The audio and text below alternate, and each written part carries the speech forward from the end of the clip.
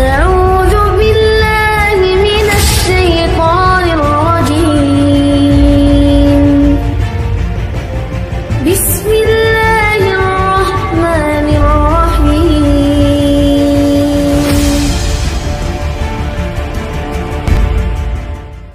Assalamualaikum warahmatullahi wabarakatuh. Alhamdulillahi rabbil alamin. Assalatu wassalamu ala ashrafil anbiya'i wal mursalin wa ala alihi wa ashabihi ajma'in. Kaum muslimin dan kaum muslimat rahimakumullah. Ketika seorang hamba telah diberi hidayah oleh Allah Azza wa Jalla berupa iman kepada Allah Subhanahu wa ta'ala, maka ini adalah sebuah nikmat yang terbesar yang Allah berikan kepadanya. Oleh karena itu, seyogianya seorang hamba senantiasa mensyukuri nikmat Allah berupa hidayah tersebut. Namun sebagai seorang manusia, bagaimanapun upaya yang dilakukan agar dapat istiqomah dalam berbuat baik, namun terkadang dia terjerumus dalam kemaksiatan dan dosa. Dan Allah Subhanahu wa ta'ala ketika mentakdirkan dan menetapkan adanya kemaksiatan adalah memiliki hikmah, dan di antara hikmah yang besar untuk Allah Subhanahu wa ta'ala menampakkan sifatnya. Karena di antara sifat-sifat Allah Azza wa Jalla, Allah adalah zat yang maha pengampun, zat yang maha pemaaf, zat yang senang tatkala hamba-hambanya kembali dan bertobat kepadanya. Terjerumusnya seorang dalam dosa dan kesalahan merupakan sesuatu yang telah diberitahukan oleh Nabi Sallallahu Alaihi Wasallam dalam hadis beliau riwayat Imam Ibnu Majah. Kata beliau alaihi salatu wassalam, kullu bani adam khatta'un wa khairul khatta'in at-tawwabun. Setiap anak Adam pasti berbuat kesalahan, berbuat dosa, dan sebaik-baik orang yang berbuat dosa adalah orang-orang yang bertaubat, yang banyak bertaubat dan kembali kepada Allah Subhanahu wa ta'ala. Demikian pula Allah Azza wa Jalla dalam Al-Quranul Karim telah menyebutkan, mengatakan pada hamba-hambanya yang berbuat dosa agar tidak putus asa dari rahmat Allah. Allah Ta'ala berfirman, qul ya ibadiyalladzina asrafu ala anfusihim la taqnatu min rahmatillah innallaha yaghfirudz dzunuba jami'an innahu huwal ghafurur rahim. Katakanlah wahai Muhammad, wahai hamba-hambaku yang mereka berbuat melampaui batas terhadap diri mereka. Qul ya ibadiyalladzina asrafu ala anfusihim, yang mereka melakukan perbuatan dosa melampaui batas terhadap diri mereka. La taqnatu min rahmatillah, janganlah kalian berputus asa dari rahmat Allah. Innallaha yaghfirudz dzunuba jami'an innahu huwal ghafurur rahim. Sesungguhnya Allah, Dia mengampuni semua dosa, ya. Dan Dialah yang maha pengampun lagi maha penyayang. Nah, ayat ini sebagaimana disebutkan oleh para ulama, ayat ini adalah mengandung perintah untuk bertaubat pada Allah Subhanahu wa ta'ala. Karena ada di antara dosa-dosa yang apabila seorang tidak bertaubat darinya, maka dia tidak diampuni oleh Allah Subhanahu wa ta'ala. Kalau dia meninggal dalam keadaan dan tetap melakukan dosa tersebut, belum bertobat dari dosa itu, maka dia tidak akan diampuni oleh Allah Azza wa Jalla. Contohnya adalah kesyirikan. Seorang yang berbuat dosa berupa kesyirikan, dia harus kembali dan bertobat pada Allah Azza wa Jalla. Nah, yang terpenting dari apa yang kita simak tadi, ketika kita mengetahui bahwasanya manusia terjerumus dalam dosa, dan sebaik-baik orang yang berbuat dosa adalah yang kembali kepada Allah Subhanahu wa taala, yang banyak bertobat pada Allah Subhanahu wa taala, maka kewajiban seorang hamba yang mana dia tidak luput dari dosa dan kemaksiatan adalah dengan dia kembali kepada Allah Subhanahu wa taala. Dia melakukan kebaikan, dia mengadakan perbuatan yang baik sesudah dia berbuat keburukan, sebagaimana disabdakan oleh Nabi sallallahu alaihi wasallam, wa atbi'is sayyi'atal hasanata tamhuha, dan ikutilah suatu perbuatan buruk dan engkau melakukan perbuatan yang baik. Para ulama menyebutkan melakukan perbuatan yang baik setelah melakukan perbuatan yang buruk, yang pertama adalah dengan bertaubat pada Allah Azza wa Jalla. Seorang mengakui akan dosanya dan kesalahannya. Yang kedua adalah dengan memperbanyak amal-amal kebaikan setelah seorang melakukan perbuatan dosa dan kesalahan.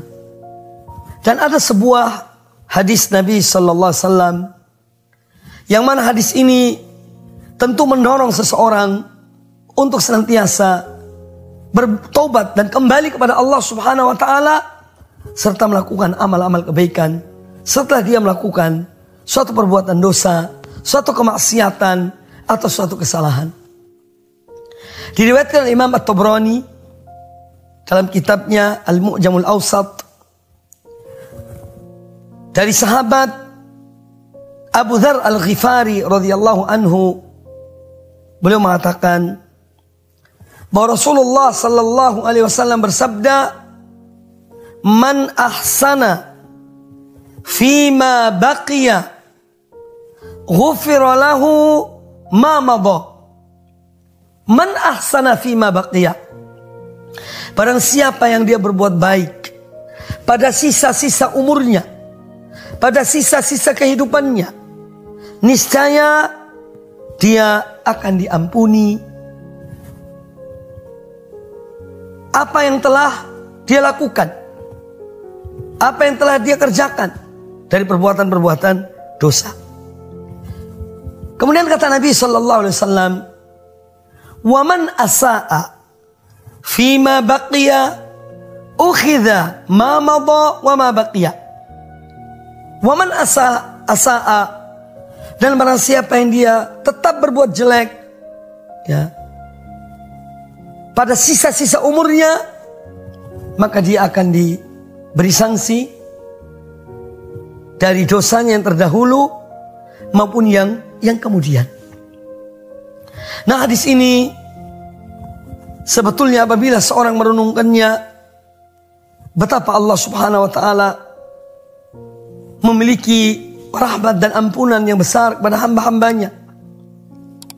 Maka Nabi sallallahu alaihi wasallam mengarahkan kepada hamba-hamba Allah, kepada umatnya, agar dia memanfaatkan umurnya atau pada sisa-sisa umurnya, sisa-sisa waktunya yang ada untuk melakukan perbuatan-perbuatan yang baik. Maka perbuatan-perbuatan yang baik yang dilakukan di akhir-akhir kehidupannya akan menghapus dosa-dosanya yang terdahulu. Dia akan diampuni oleh Allah Subhanahu wa taala dari dosa-dosanya yang terdahulu. Tetapi barang siapa yang dia terus berbuat jelek, terus berbuat dosa dan maksiat di akhir-akhir kehidupannya, sampai mungkin naudzubillah min dzalik, di akhir dari kehidupannya dalam keadaan tetap berbuat dosa, maka kata Nabi sallallahu alaihi wasallam, "Ukhidha fima baqiya wa ma madha." Maka ukhidha bima madha wa ma baqiya. Maka dia akan diberi sanksi oleh Allah terhadap dosa-dosa yang terdahulu dan yang dia lakukan di akhir kehidupannya. Makanya seorang hamba ketika dia selalu minta kepada Allah Azza wa Jalla agar Allah memberikannya, menganugerahkan kepadanya husnul khotimah, mati dalam keadaan baik. Salah satunya adalah mati dalam keadaan dia telah bertobat pada Allah Ta'ala. Mati dalam keadaan dia melakukan amal kebaikan, amal soleh. Dan ini salah satu tanda, salah satu ciri seorang mati dalam kebaikan. Dan Allah Azza wa Jalla apabila menghendaki seorang hamba kebaikan di akhir hidupnya, yaitu dengan dia mati dalam keadaan baik, dalam keadaan husnul khotimah, maka Allah menggunakan hamba ini. Sebagaimana disabdakan oleh Nabi Sallallahu Alaihi Wasallam dalam hadis yang sahih, "Idza aradallahu bi'abdin khairan," apabila Allah menghendaki suatu kebaikan bagi seorang hamba, ista'malahu, maka Allah akan menggunakan atau memakai hamba ini. Maka sebagian sahabat bertanya, "Qila," sebagian sahabat bertanya kepada Nabi Sallallahu Alaihi Wasallam, "Ya Rasulullah, wa kaifa yasta'miluhu?" Wahai Rasulullah, bagaimanakah Allah memanfaatkan, Allah memakai orang ini, seorang hamba tersebut yang Allah menghendaki kebaikan baginya? Qal, kata Nabi Sallallahu Alaihi Wasallam, "Yahdihi li'amalin salihin qabla mautihi." Yahdihi li'amalin salihin qabla mautihi. Maka Allah memberikan petunjuk, memberikan hidayah, memberikan taufik kepadanya, yakni untuk melakukan amal-amal kebaikan sebelum dia meninggal. Ini cara bagaimana Allah Subhanahu wa taala memakai seorang hamba di akhir kehidupannya, yang mana Allah menghendaki kebaikan baginya. Maka dari itu kaum muslimin dan kaum muslimat rahimani wa rahimakumullah, tidak ada gading yang tidak retak, tidak ada manusia yang luput dari dosa dan maksiat, kecuali orang-orang yang memang dipelihara dan dijaga oleh Allah Azza wa Jalla. Tetapi yang terbaik adalah bagaimana seorang menyadari dan menyesali perbuatan dosa yang pernah dia lakukan. Kemudian penyesalan itu menggiring dia, membawa dia kepada taubat, kepada amal kebaikan sampai akhir dari kehidupannya. Seorang yang pernah melakukan kesyirikan, tinggalkanlah kesyirikan itu.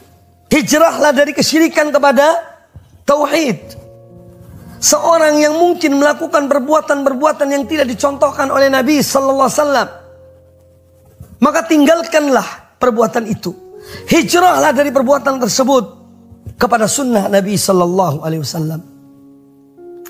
Seorang yang pernah terjerumus dalam perbuatan-perbuatan dosa dan maksiat, hendaklah dia berhijrah dari perbuatan dosa tersebut kepada perbuatan ketaatan, sebagaimana yang disabdakan oleh Nabi Sallallahu Alaihi Wasallam dalam hadis sahih riwayat Imam Muslim, "Wal muhajiru man hajara ma nahallahu anhu," dan seorang yang berhijrah adalah orang yang meninggalkan apa yang dilarang, apa yang dilarang oleh Allah Subhanahu wa taala. Dia meninggalkan apa yang dilarang oleh Allah, dan dia tentu kembali kepada Allah dan melakukan ketaatan-ketaatan kepada Allah Ta'ala. Semoga Allah Azza wa Jalla senantiasa memberikan pada kita taufik, memberikan kekuatan untuk kita selalu kembali kepada Allah, menyesali perbuatan dosa yang kita lakukan, menyesali waktu dan umur kita yang berjalan, yang berlalu, ya. Dan di saat-saat itu mungkin kita melakukan dosa atau menyia-nyiakan kesempatan yang ada. Semoga semua itu diampuni oleh Allah Subhanahu wa taala, dan kita mengisi kehidupan kita adalah dengan beribadah kepada Allah Subhanahu wa taala sampai akhir dari kehidupan kita. Semoga apa yang disampaikan bermanfaat bagi kita semuanya. Aqulu qouli hadza wallahu taala a'lam. Wassalamualaikum warahmatullahi wabarakatuh.